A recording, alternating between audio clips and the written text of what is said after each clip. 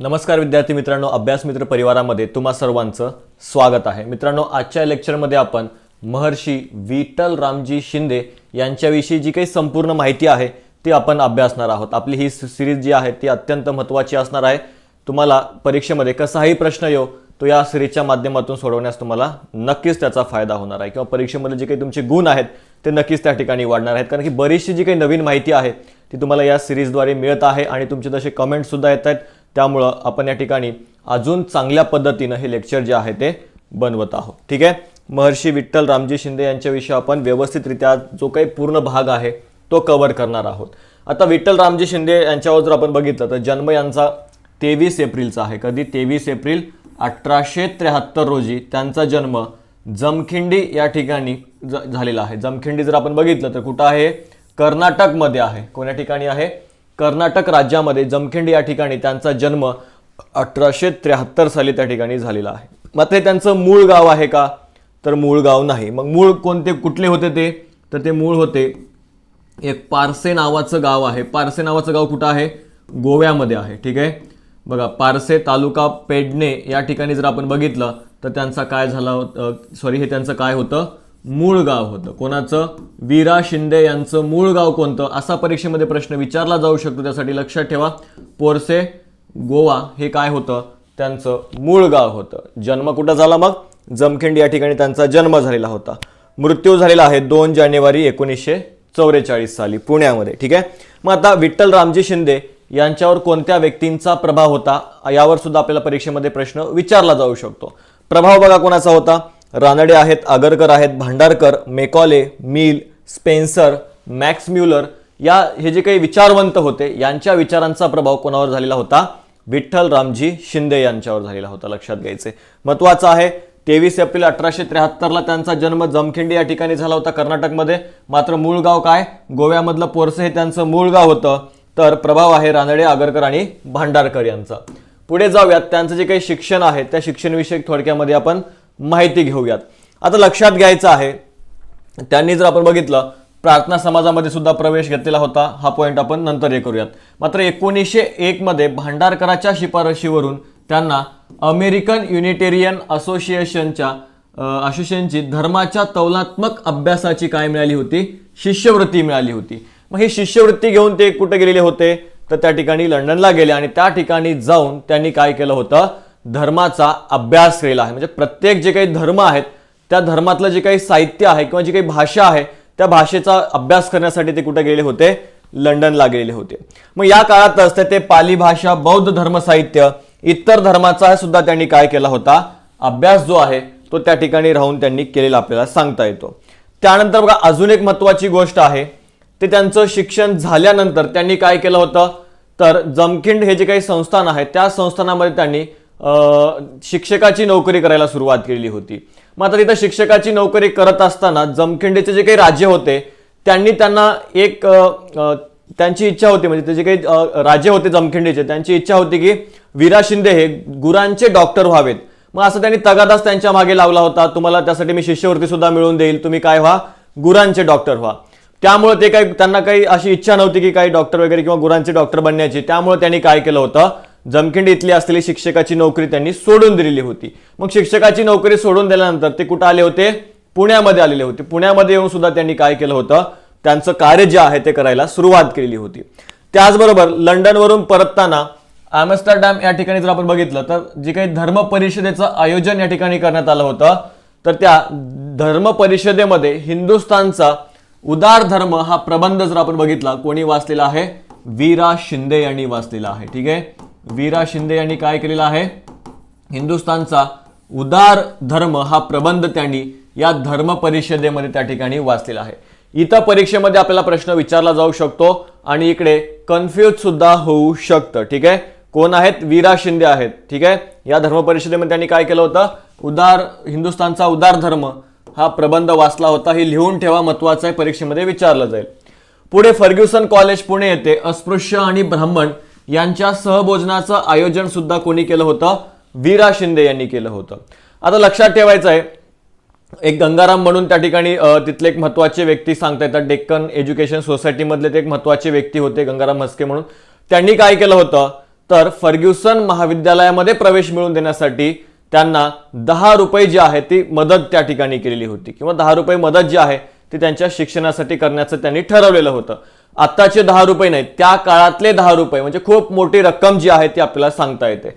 मग शिक्षणासाठी त्यांनी मदत सुद्धा केली होती. मग पुढच्या काळामध्ये त्यांनी फर्ग्युसन कॉलेजमध्येच काय केलं होतं, अस्पृश्य आणि ब्राह्मण यांच्या सहभोजनाचं आयोजन केलं होतं. असंच आयोजन अजून कोणी केलं होतं, तर विनायक दामोदर सावरकरांनी काय केलं होतं, अस्पृश्य आणि ब्राह्मण यांच्या सहभोजनाचा कार्यक्रम त्यांनी रत्नागिरीमध्ये असताना केला होता, लक्षात ठेवायचं. आणि फर्ग्युसन महाविद्यालयामध्ये कोणी केला आहे, वीरा शिंदे यांनी केलेला आहे. मग ते वारकरी संप्रदायाचे अनुयायी सुद्धा होते. पुणे नगरपालिकेची निवडणूक त्यांनी राखीव मतदारसंघातून न लढता साधारण मतदारसंघातून लढली, मात्र ते त्या निवडणुकीमध्ये काय झाला होता, त्यांचा पराभव झाला होता. म्हणजेच काय, पुणे जी काही नगरपालिका आहे त्या नगरपालिकेच्या निवडणुकीला सुद्धा ते काय झाले होते, उभे राहिलेले होते. अजून एक गोष्ट लक्षात ठेवायचे, पुणे जी काही नगरपालिका होती त्या पुण्याच्या नगरपालिकेचे महात्मा ज्योतिबा फुले काय होते, नगरसेवक होते, लक्षात ठेवा. मग वीरा शिंदेनी सुद्धा ती निवडणूक लढवलेली होती, मात्र त्यामध्ये त्यांचा काय झाला होता, पराभव झालेला होता.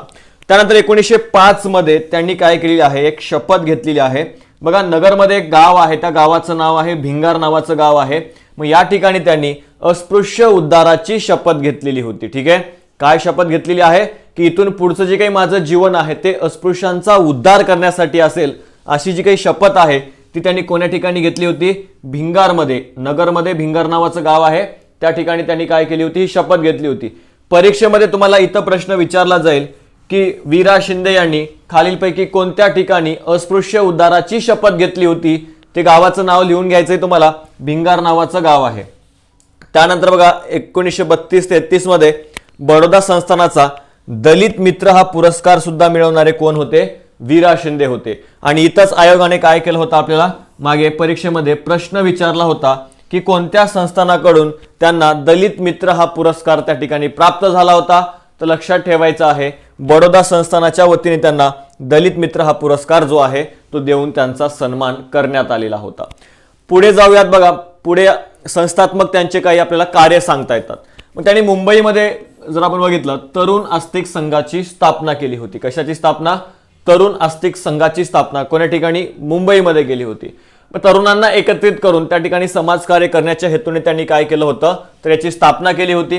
पुढे 12 ऑक्टोबर 1906 साली डिप्रेस क्लासेस मिशन, सगळ्यात महत्वाचं आहे, इथं बऱ्याचदा प्रश्न विचारला जातो की डिप्रेस क्लासेस मिशनची स्थापना कोणी केली, तर वीरा शिंदे यांनी केलेली आहे. लक्षात ठेवायचंय डॉक्टर बाबासाहेब आंबेडकरांनी नाही. परीक्षेमध्ये काय होतो, आपला गोंधळ उडतो. डिप्रेस क्लासेस एज्युकेशन म्हटलं तर डॉक्टर बाबासाहेब आंबेडकर, फक्त डिप्रेस क्लासेस मिशन जर म्हटलं तर कोण आहेत, महर्षी वीरा शिंदे. मिशन महर्षी असं सुद्धा तुम्ही लक्षात ठेवू शकता, कनेक्ट करू शकता. डिप्रेस क्लासेस मिशन कोणी सुरू केलं आहे, महर्षी वीरा शिंदे. ठीक आहे, महर्षीतलं यम घ्या आणि मिशन मधलं यम घ्या, आणि असं तुम्ही लक्षात ठेवू शकता, कन्फ्युजन होणार नाही. नाहीतर परीक्षेमध्ये 100% कन्फ्युजन होत असतं.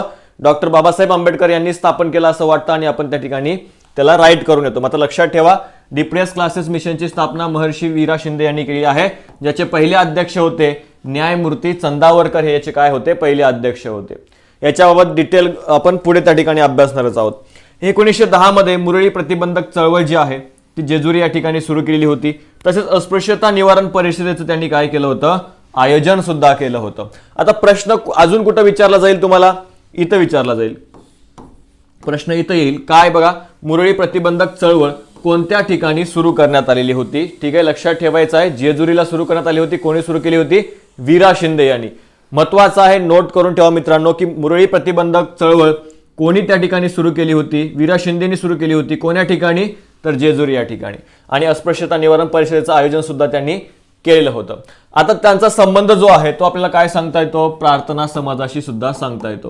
प्रार्थना समाजाची स्थापना जर आपण बघितलं तर आत्माराम पांडुरंग तरखडकर यांनी केलेली होती, लक्षात घ्यायचं आहे.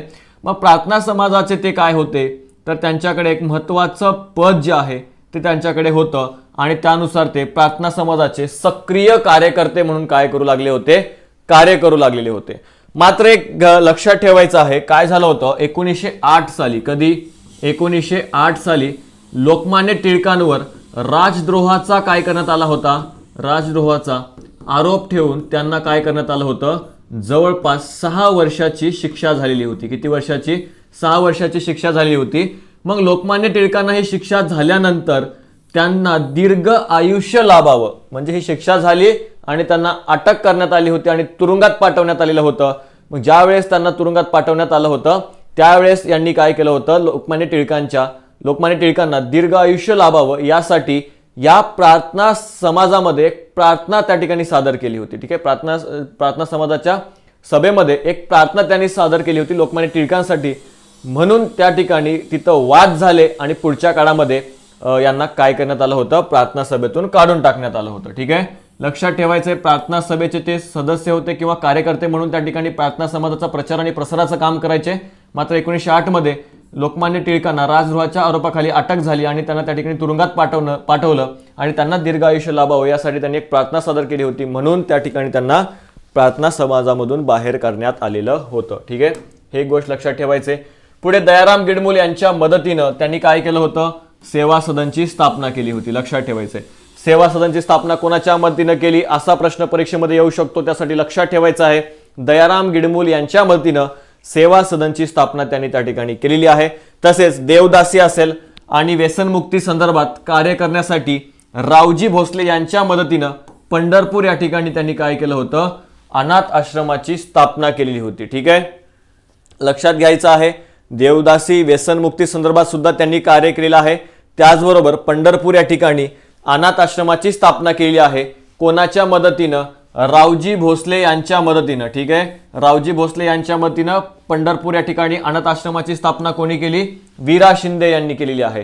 पॉइंट नोट करून ठेवा. पुढे ब्राह्मो समाजाच्या प्रसारासाठी ब्रह्म पोस्टल मिशनची सुरुवात सुद्धा त्यांनी केलेली आहे. यस, महत्वाचं आहे. काय म्हटलंय?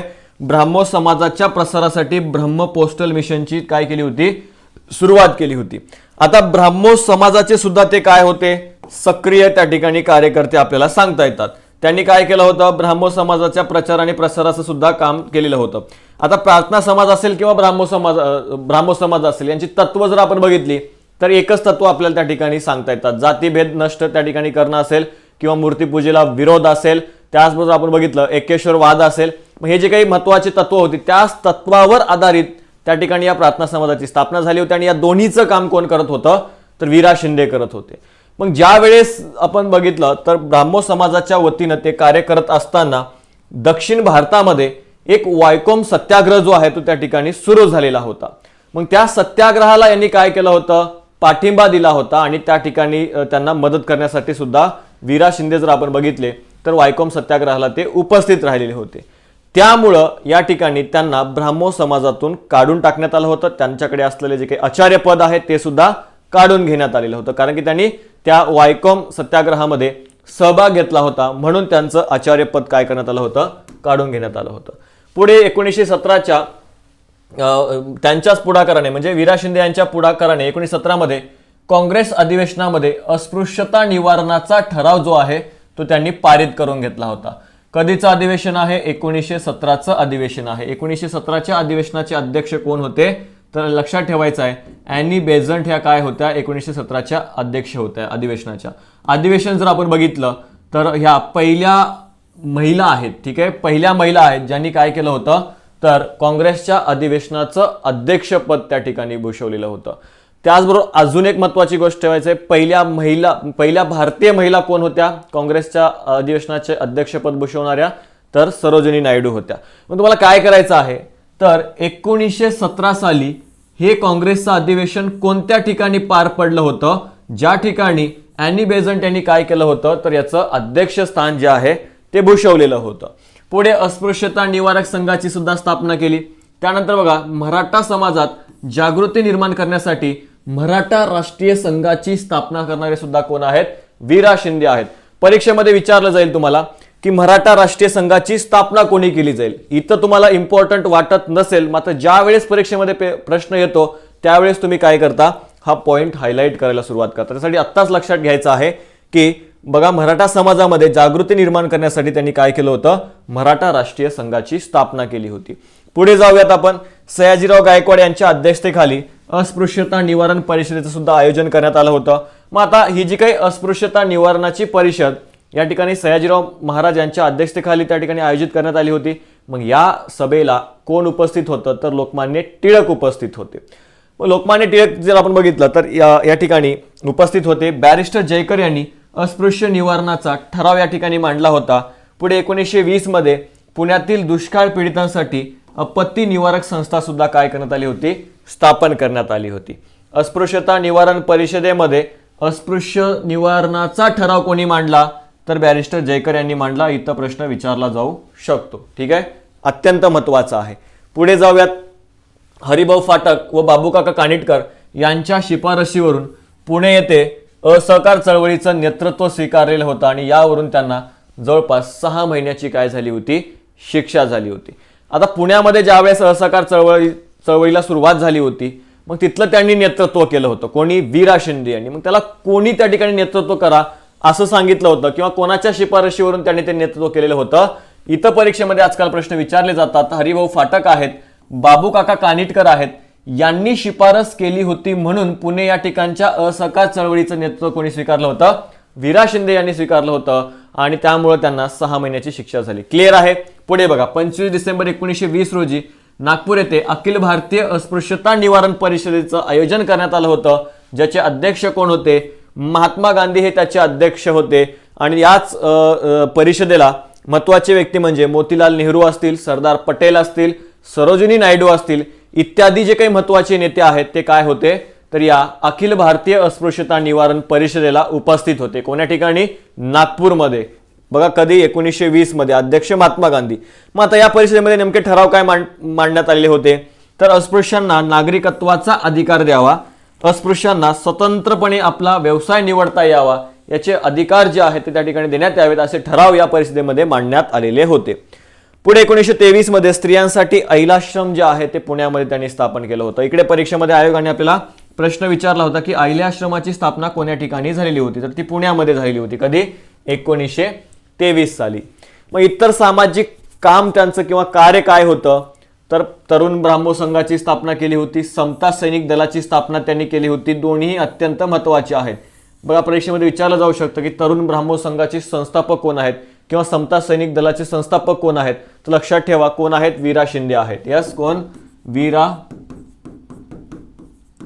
वीरा शिंदे आपल्या ठिकाणी सांगता येतात। पुढे बघा 1924 मध्ये वायकोम सत्याग्रहामध्ये त्यांनी काय केलं होतं, सहभाग घेतला होता। कुठं झाला होता, केरळमध्ये झाला होता। हा एक मंदिर प्रवेश सत्याग्रह त्या ठिकाणी आपल्याला सांगता येतो। मग यामध्ये त्यांनी ज्यावेळेस प्रवेश घेतलेला होता त्यावेळेस यांच्यावर टीका करण्यात आल्या होत्या, ब्राह्मण समाजातलं आचार्यपद यांच्याकडून काढून घेण्यात आलं होतं। पुणे येथे सुद्धा शेतकरी परिषद भरवलेली होती। बहुजन पक्षाची स्थापनेमध्ये सुद्धा त्यांचा सहभाग आपल्याला सांगता येतो। आर्य महिला समाज कौटुंबिक उपासना मंडळाची त्यांनी काय केलं होतं तर इथं सुरुवात केली होती। त्याचबरोबर अजून एक महत्त्वाचं आहे जिथं परीक्षेमध्ये प्रश्न विचारले जातील, मेन्सला विचारला गेलेला आहे, तुम्हाला प्रिलिम्सला सुद्धा भविष्यात तिथं प्रश्न विचारला जाऊ शकतो। काय आहे बघा, अस्पृश्यांसाठी त्यांनी काय केलं होतं, रुपी फंड, पेटी फंड, तांदूळ फंड, कपडा फंड इत्यादी जे काही उपक्रम राबवणारे कोण होते, वीरा शिंदे होते। लक्षात ठेवायचे, अत्यंत महत्त्वाचा आहे। मेन्सला इथं प्रश्न आलाय, भविष्यामध्ये प्रिलिम्सला सुद्धा आपल्याला प्रश्न विचारला जाऊ शकतो। अस्पृश्यांसाठी त्यांनी काय केलं होतं, वेगवेगळे फंड चालू केले होते। मग कोणते कोणते फंड त्याचे नाव तुम्हाला लक्षात ठेवायचे, ठीक आहे। काय आहे, रुपी, पेटी, तांदूळ, कपडा हे जे काही फंड आहेत त्यांनी अस्पृश्यांसाठी काय केले होते, सुरू केलेले होते। इतर सामाजिक कार्य आपण त्यांचा अभ्यासत आहोत। आता साहित्य असेल किंवा ग्रंथसंपदा असेल ती सुद्धा काय आहे, अत्यंत महत्त्वाची आपल्याला त्या ठिकाणी सांगता येते। साहित्य असेल किंवा ग्रंथसंपदा। मग प्रार्थना समाजाच्या सुबोध पत्रिकेमध्ये त्यांनी काय केलं होतं, लेखन केलं होतं। आता प्रार्थना समाजाचं हे काय होतं, सुबोध पत्रिका मुखपत्र होतं। लक्षात ठेवायचे, मुखपत्र नेमकं काम काय करायचं बघा, कोणत्याही एखादा समाज असेल, एखादी संघटना असेल, त्या संघटनेचं जर मुखपत्र असेल त्याचं नेमकं त्याला मुखपत्र काय म्हटलं जातं तर त्याच्याकडे काय काम असतं तर त्या संघटनेचं, त्या सभेचं प्रचार आणि प्रसाराचं काम जे आहे ते त्या ठिकाणी करत असतं, म्हणून त्याला काय म्हटलं जातं, मुखपत्र असं म्हणून आपण ओळखतो, ठीक आहे। मग प्रार्थना समाजाच्या प्रचाराचं आणि प्रसाराचं काम कोण करायचं, सुबोध पत्रिका करायची। त्याच्यामध्ये लेखन करण्याचं काम कोणी केलं होतं, वीरा शिंदे यांनी केलं होतं। पुढे 1903 मध्ये प्रार्थना समाजाच्या सदस्यांसाठी उपासना हे साप्ताहिक सुद्धा त्या ठिकाणी सुरू करण्यात आलं होतं। अत्यंत महत्त्वाचं आहे, विचारलं जाईल। बघा काय म्हटलेलं आहे, प्रार्थना समाजाच्या सदस्यांसाठी खालीलपैकी कोणी उपासना हे साप्ताहिक सुरू केलं? यस, अशा वेळी कन्फ्युजन होऊ शकतं, तर लक्षात ठेवा वीरा शिंदे यांनी काय केलं होतं, प्रार्थना समाजाच्या सदस्यांसाठी उपासना नावाचं साप्ताहिक त्यांनी सुरू केलं आहे. पुढे जाऊयात आपण. अनटचेबल इंडिया, हिस्ट्री ऑफ वरिया, बहिष्कृत भारत इत्यादी जे काही ग्रंथ आहेत ते कोणाचे आहेत? वीरा शिंदे यांचे आहेत. बघा या ग्रंथांवरून सुद्धा काय होतं तर आपल्याला कन्फ्युजन निर्माण होतं की डॉक्टर बाबासाहेब आंबेडकरांची ग्रंथ असतील. मात्र लक्षात ठेवायचे वीरा शिंदे यांचे ग्रंथ आपल्याला सांगता येतात. अनटचेबल इंडिया, हिस्ट्री ऑफ वरिया, बहिष्कृत भारत हे त्यांचे आपल्याला काय सांगता येतात, त्या ठिकाणी ग्रंथ सांगता येतात. लिहून घ्यायचं महत्त्वाचं आहे. पुढे बघा भारतीय अस्पृश्यतेचे जे काही प्रश्न आहेत ते त्या ठिकाणी त्यांनी एक ग्रंथ जो आहे तो त्या ठिकाणी नागपूरमध्ये प्रकाशित केला होता. त्यांचं स्वतःचं एक आत्मचरित्र होतं ज्याचं नाव काय आहे? माझ्या आठवणी व कारागृहात असतानाचे अनुभव. हे आत्मचरित्र कोणाचं आहे? लक्षात ठेवायचं आहे, महत्त्वाचं आहे, वीरा शिंदे यांचं. परीक्षेमध्ये मेन्सला इथं प्रश्न विचारून झालेला आहे की वीरा शिंदे यांचं आत्मचरित्राचं नाव काय? तर माझ्या आठवणी आणि कारागृहात असतानाचे अनुभव हे काय होतं? वीरा शिंदे यांच्या आत्मचरित्राचं नाव आहे. यस. पुढे बघा त्यांनी रचलेला महात्मा फुलेंचा पोवाडा सुद्धा काय आहे तर प्रसिद्ध या ठिकाणी आपल्याला सांगता येतो. त्यांनी महात्मा फुले यांचा पोवाडा सुद्धा त्या ठिकाणी रचलेला होता. आता थोडं डिप्रेस क्लासेस मिशन बाबत डिटेलमध्ये जाणून घेऊयात की उद्दिष्ट काय होतं, काय कार्य त्यांनी केलेलं आहे, कोणत्या उद्दिष्टाने याची स्थापना करण्यात आली होती. तर लक्षात घ्या डिप्रेस क्लासेस मिशन जर आपण बघितलं 18 ऑक्टोबर 1906 रोजी कोण्या ठिकाणी स्थापना करण्यात आली होती? मुंबईमध्ये स्थापना करण्यात आलेली आहे. बऱ्याचदा काय वाटतं आपल्याला पुण्यामध्ये स्थापना करण्यात आलेली असेल असं वाटतं, मात्र मुंबईमध्ये 1906 ला काय करण्यात आली होती? याची स्थापना करण्यात आली होती. मग याच डिप्रेस क्लासेस मिशनची शाखा जर आपण बघितलं पुण्यामध्ये कधी चालू झाली तर 1908 साली एक शाखा पुण्यामध्ये सुरू करण्यात आली होती. मात्र स्थापना जी आहे ती मुंबईमध्ये 1906 ला झाली. मग या मिशनची एक शाखा 1908 मध्ये पुण्यामध्ये सुरू करण्यात आली होती. क्लिअर आहे? अजून काही केंद्र होतं, मंगलोर आहे, इंदोर आहे, भवानी आहे मध्य प्रदेशमधलं. या ठिकाणी काय झाल्या होत्या? या मिशनच्या शाखा ज्या आहेत त्या स्थापन करण्यात आल्या होत्या. पुढे उद्दिष्ट समजून घेऊयात. तर अस्पृश्य समाजात शिक्षणाचा प्रसार करणं हा उद्देश डोळ्यासमोर ठेवण्याची स्थापना करण्यात आली होती. तसेच अस्पृश्यांना नोकरीची संधी मिळवून द्यायची होती, अस्पृश्यांच्या अडचणीचं निवारण करायचं होतं आणि अस्पृश्यता निवारणासाठी सर्व समाजाचा पाठिंबा मिळवून देण्याच्या उद्देशाने त्यांनी काय केलं होतं? या डिप्रेस क्लासेस मिशनची स्थापना मुंबईमध्ये केलेली होती. कधी? 1906 साली. ठीक आहे. पुढे बघा काय काय कार्य केलेलं आहे मिशनच्या वतीने. शाळा वसतिगृहाची स्थापना केलेली आहे. मग पहिली शाळा जी आहे ती एल्फिस्टन रोडवर मुंबई या ठिकाणी या मिशनच्या वतीने सुरू करण्यात आलेली होती. ठीक आहे, लक्षात घ्यायचं आहे कोण्या ठिकाणी? एल्फिस्टन रोडवर पहिली शाळा. पुढे अस्पृश्यांच्या वस्तीत शिवणकाम, पुस्तक बांधणीचे वर्ग सुद्धा भरवण्यात आलेले होते. म्हणजेच काय तर त्यांना रोजगार पुरवण्यासाठी त्यांनी काय केलं होतं तर हे वर्ग जे आहेत ते भरवले होते. म्हणजे त्यांना शिवणकाम करण्यासाठी शिवणकाम शिकवण्यात आलेलं होतं. त्याचबरोबर त्यांना काय पुस्तक बांधणी म्हणजे जे काही पुस्तक वगैरे पेज वगैरे चिपकवले जातात या जे काही बांधणीचे जे काही वर्ग आहेत ते त्या ठिकाणी भरवण्यात आले होते. म्हणजे काम जे आहे त्यांना शिकवण्याचं तिकडे त्यांनी सुरू केलं होतं. कोणाला? अस्पृश्यांना. प्रबोधनपर व्याख्याने असतील, कीर्तनाचं आयोजन असेल हे सुद्धा या मिशनच्या वतीने करण्यात आलेलं होतं. म्हणजे प्रबोधनपर व्याख्यान म्हणजे समाजामध्ये जागृती घडेल अशा पद्धतीचं व्याख्याने तिथं आयोजन करण्यात आलेले होते. तसेच कीर्तन म्हणजे कीर्तनामधून सरी लोकांना समजावं या उद्देशाने कीर्तन भजनाचं सुद्धा आयोजन त्या ठिकाणी करण्यात आलं होतं. रोग्यांची सेवा सुद्धा त्यांनी या मिशनच्या वतीनं केलेली आपल्याला सांगता येते. ठीक आहे. पुढे बघा डिप्रेस क्लासेस मिशनच्या दुसऱ्या अधिवेशनामध्ये लोकमान्य टिळक जे आहेत ते काय होते? उपस्थित होते. कोणतं अधिवेशन आहे? डिप्रेस क्लास मिशनचं दुसरं अधिवेशन आहे आणि त्या अधिवेशनाला लोकमान्य टिळक होते. आणि या अधिवेशनामध्ये भाषण करत असताना लोकमान्य टिळकांनी एक घोषणा केली होती. त्या घोषणा नेमकी काय होती? जर देवाने अस्पृश्यता सहन केली तर मी त्याला देवच मानणार नाही. ही जी काही घोषणा आहे ती लोकमान्य टिळकांनी केली होती. लक्षात ठेवायचं अत्यंत महत्त्वाचं आहे, मेन्सला प्रश्न आला होता. ठीक आहे.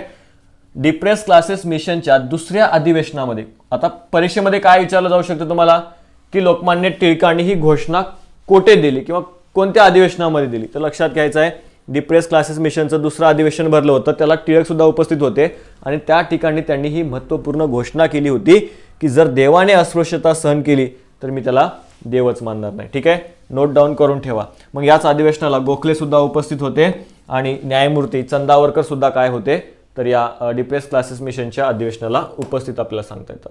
त्यांचे विचार जर आपण बघितले तर शिमगा सणातील बिभत्सेवर त्यांनी काय केली होती?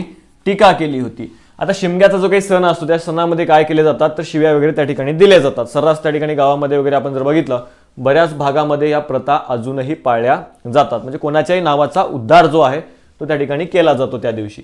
मग ही जी काही बिभत्स आहे या सणामधली ती त्याच्यावर टीका त्यांनी केली होती.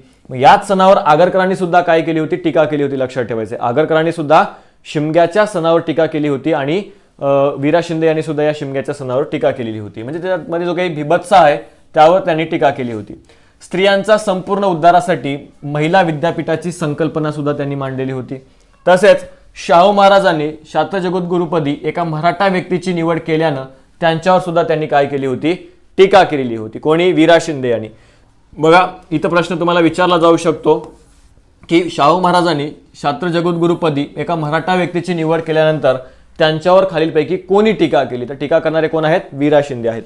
त्यानंतर अस्पृश्यांसाठी स्वतंत्र मतदारसंघाच्या विषयावर आंबेडकरांवर सुद्धा त्यांनी काय केली होती, टीका करण्याचं काम केलं आहे. कोणी, वीरा शिंदे यांनी. स्वतंत्र मतदारसंघाला सुद्धा त्यांचा काय होता, विरोध होता. लक्षात ठेवा. म्हणून त्यांनी काय केलं होतं, आंबेडकरांवर टीका केलेली होती.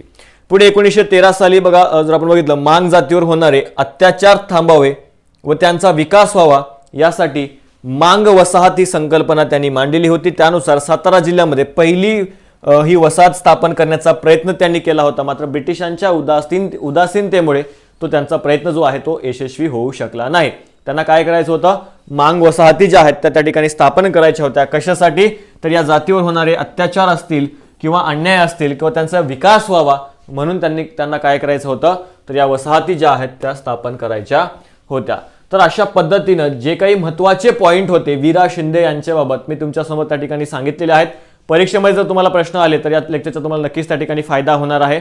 त्याचबरोबर हा व्हिडिओ कसा वाटला ते सुद्धा नक्कीच कमेंट बॉक्समध्ये तुम्हाला कळवायचं आहे. तुम्ही तर बऱ्यापैकी नेहमी कळवतच असता. त्यामुळे या ठिकाणी जे काही अधिक इन्फॉर्मेशन आहे, एक्स्ट्रा इन्फॉर्मेशन आहे ती तुमच्यापर्यंत पोहोचण्याचा हा एक आपला प्रयत्न सुद्धा तितकाच असतो. त्याचबरोबर जर आपण बघितलं तर आता आपण इथं थांबूयात आणि अशाच पद्धतीनं आपली ही जी काही लेक्चर सिरीज आहे ती पुढे सुद्धा त्या ठिकाणी कंटिन्यू करूयात. तर थांबूयात. लेक्चर कसं वाटलं काय नाही ते नक्कीच कळवत चला. ठीक आहे. येस, तर हा व्हिडिओ तुम्हाला आवडला असल्यास लाईक करा, शेअर करा आणि सबस्क्राईब करा आणि अशाच नवीन व्हिडिओसाठी पाहत राहा अभ्यास मित्र. धन्यवाद.